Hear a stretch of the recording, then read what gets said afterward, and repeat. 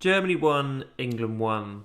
Starting the game, England changed from a back three that they used against Hungary to a back four. But in traditional Gareth Southgate style, started with two holding midfielders in Declan Rice and Calvin Phillips. And the injury to Calvin Phillips essentially forced Southgate to be a little bit more dynamic with England's shape and build-up play by forcing him to put Jude Bellingham on.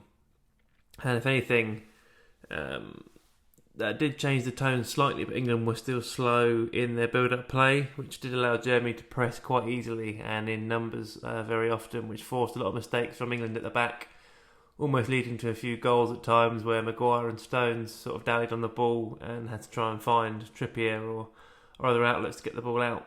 And there seems to be a little bit of a problem with England's build-up play at times, with centre-halves having the ball quite a lot, and England generally being quite pedestrian in their build-up play, and then kind of sort of forcing players like Declan Rice, who actually for West Ham normally plays box-to-box in a pair with Thomas Soucek, to be a little bit slower in his build-up play. And if you look at England's sort of general shape in the game, playing Trippier at left-back as a right-footed left-back, and Bukayo Saka as a left-footed right-winger, Raheem Sterling as a right-footed left winger, it kind of didn't give England a lot of natural width, and obviously not having one of Trent or Reece James in the team and playing with Kyle Walker, who tends to sit a lot deeper than those two and not bomb on kind of around the right winger or even push up to help cross the ball in.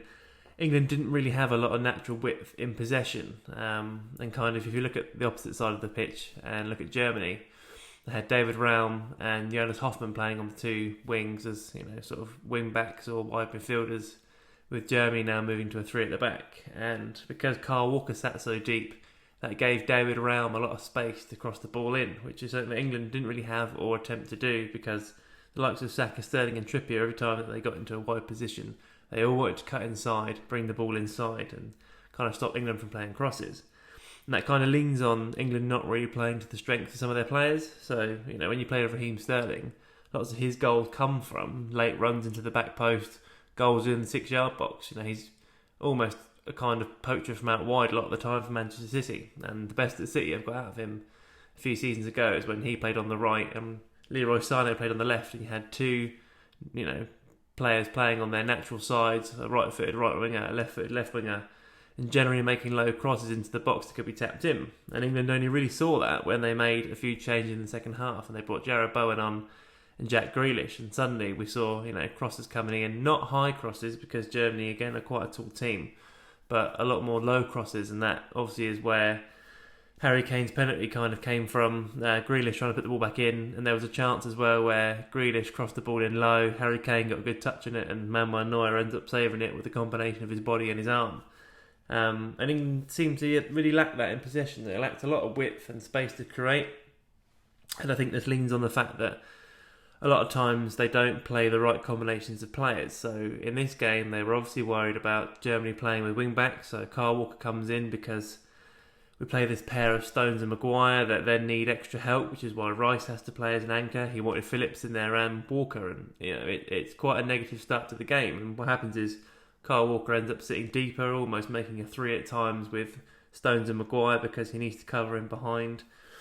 And then all that really ends up doing is leaving Bukayo Saka out wide on his own, and he doesn't have a player overlapping him, for instance, because Saka wants to come inside, naturally creating space for a right winger or a right wing back, to overlap. And if you have someone like Reece James playing there or Trent Alexander-Arnold, suddenly they're always out wide offering you some options.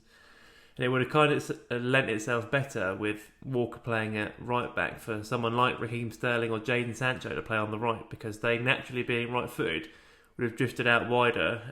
I know often they come inside with the ball, but it would have lended itself better with a more defensive right back to having a winger on that side as opposed to an inside forward. So I think sometimes England kind of stifle themselves by not playing the right combination of players, because at times you could see if you're going to play Kyle Walker at right back, go for someone like Bowen, go for someone like Sterling, go for someone like Sancho, a right-footed player on the right. But if you're going to go for Saka, who's cutting in, and conversely, if you're going for Grealish or Rashford or Sterling on the left-hand side who want to cut in, you then need a left-footed left-back who's going to overlap, who's going to support and be able to cross the ball in. Because having Kieran Trippier there, constantly he's wanting to cut inside and play the ball on his right foot. His left foot isn't fantastic. And then you lose that width on the left, you lose that width on the right, and suddenly England are reduced to playing up the middle. And then you think, well, everybody's crowding the middle space. You've then got Harry Kane who wants to drop deep. He's then covering the space in the middle. And then you don't get the most out of someone like Mason Mount or Jude Bellingham. And Jude Bellingham often for England has been quite stifled because there are players in his space. For Dortmund, he's allowed a lot more room in the way that he plays. And for England, suddenly you have Kane stood in his space. You have Mount stood in his space. Declan Rice wants to step up, he's in his space. John Stones wants to carry into Jude Bellingham's space. Saka stepping into Jude Bellingham's space. And suddenly, there's nowhere for him to play. And you kind of waste the best qualities of Jude Bellingham. So I think for England, they need to find a balance really between wanting obviously players to cut inside, because looks of Grealish and Saka and that are playing on their opposite sides to their stronger foot. They want to cut inside and create. And that can work because Harry Kane will vacate the front space and let them go in behind. But as we've seen for Tottenham, if you got Kane dropping off, you need runners in behind. That's how Heung-min Son gets the majority of his goals. England don't really play like that. They don't have runners that go in behind Kane when he comes deep. And someone like Jarrod Bowen can do that. Rashford can do that at times, but he's not been in the best form. Or you tell Grealish to make runs in behind, or someone else you want to find out wide with pace. It just seems to England that they don't maximise the best strengths of their better players. Someone like Trent or Reece James or Harry Kane or Jude Bellingham, those are your better players, and they're not playing to their strengths. What they're doing is covering off their weaknesses, and our weaknesses are at centre half. As fantastic as John Stones is, he plays in a really good Manchester City team that constantly have possession. They don't face a lot of pressure, and for England he faces a lot more pressure. And then he doesn't have someone like Laporte or someone like Ruben Diaz next to him who often can help and cover. He's used to playing with Kyle Walker covering off, of course, but for Man City they have better technical players that mean that if Kyle Walker is sitting deep, they've always got better players out wide or in midfield that can compensate for that. England don't have as good a technical players as Manchester City do in midfield. Yes, they have got Bellingham, but they do play often with Rice in there as well. And as good as Declan Rice is, he's not a technical midfielder like, if we're looking, like Luka Modric or Toni Kroos this season, someone with that range of passing and kind of ability to hold on to the ball. We saw on the opposite side of it, Gundogan and Kimmich playing in for Germany. Both of those two are technically brilliant, and it allows Germany to have at least two in there and control the play without needing a third player. And really, I don't understand why England don't try and play a little bit more like Liverpool, because Declan Rice statistically is quite similar to Fabinho in many ways, and he kind of covered the centre, which is what they want. And at that point, really, you almost have three central defensive players when you've got Maguire, Stones, and Rice on the pitch anyway. So why you need extra cover with Kyle Walker or even Trippier cutting in to cover that space in the middle, I don't know.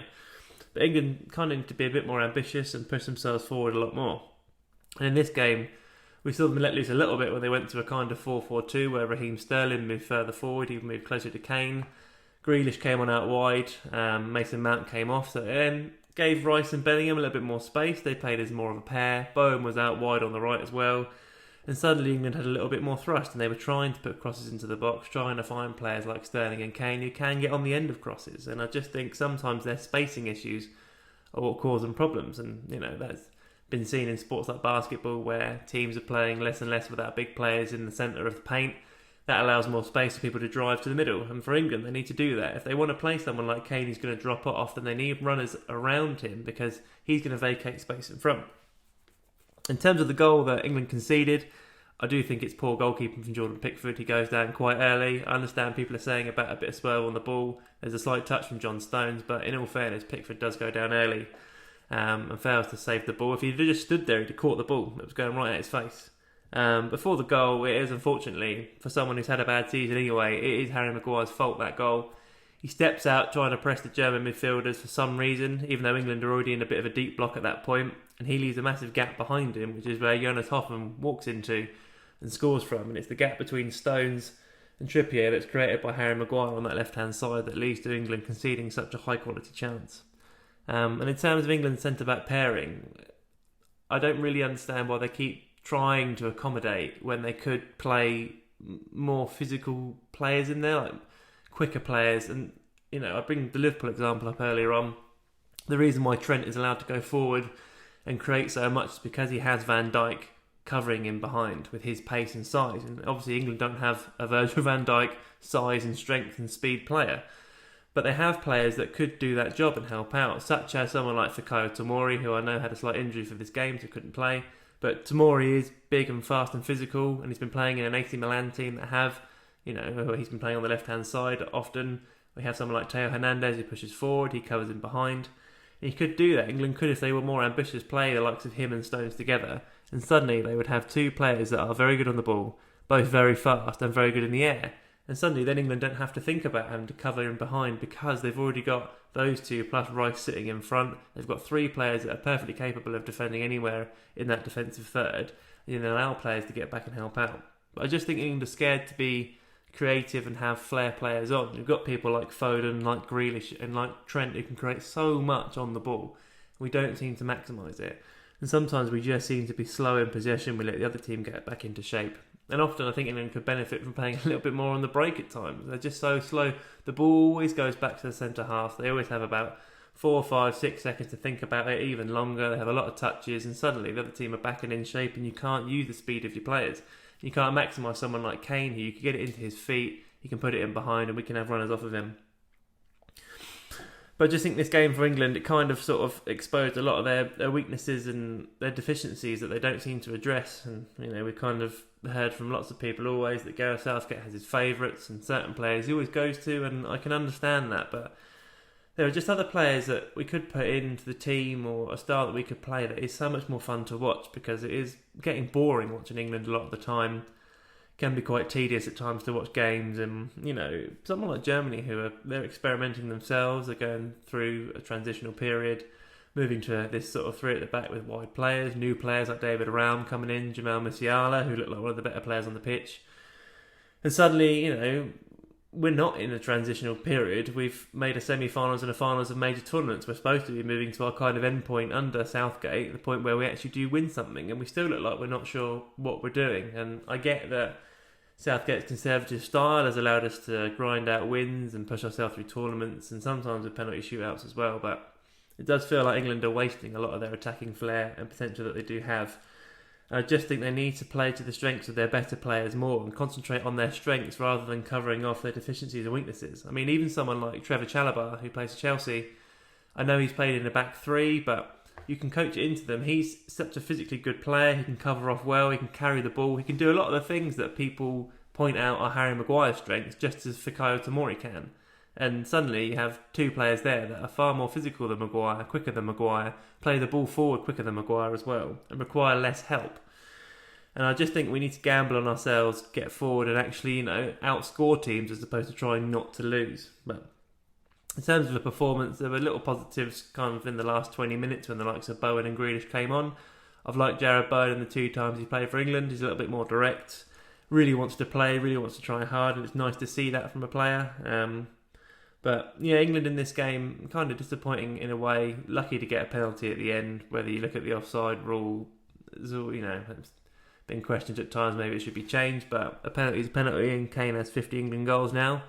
But again, even someone like Harry Kane, they could play to his strengths a lot more and put people around him that will help him out and help England out more. But they just seem quite reticent to play the same sort of players. And if anything, I was kind of not pleased for it, but it was a positive Calvin Phillips coming off because watching Jude Bellingham play is a lot more interesting. But in terms of England in this game, I just want to see a little bit more flair, a little bit more creativity and pace in the team. I think people need to trust the likes of Trent and James more. And we need to play a left-footed left-back. I cannot get over the right-footed left-back situation. It just offers no width at all if you're going to play left and right wingers that are cutting. You need some natural width, and we haven't got that at all. It just means we crowd the middle of the pitch so much, and a team like Germany who play wing-backs or other teams that can play wing-backs will just play around us. But those are my thoughts on Germany 1, England 1. I hope to see a little bit more from England against Italy, who, experimenting with a lot of younger players and different systems, and they're kind of finding their next phase, and we kind of need to sort of show that we're not a team in transition, we're a team that are ready to play and ready to win. And tuning up to the World Cup, I think we've got 4 games left now, 4 Nations League games, and we need to arrest some of the problems that we've had against Hungary and Germany. But I've never been Southgate's biggest fan. I'm still not now. I still think he's too conservative, but hopefully that'll change if he can introduce players like Grealish and Foden and just add a little bit more flair to the team.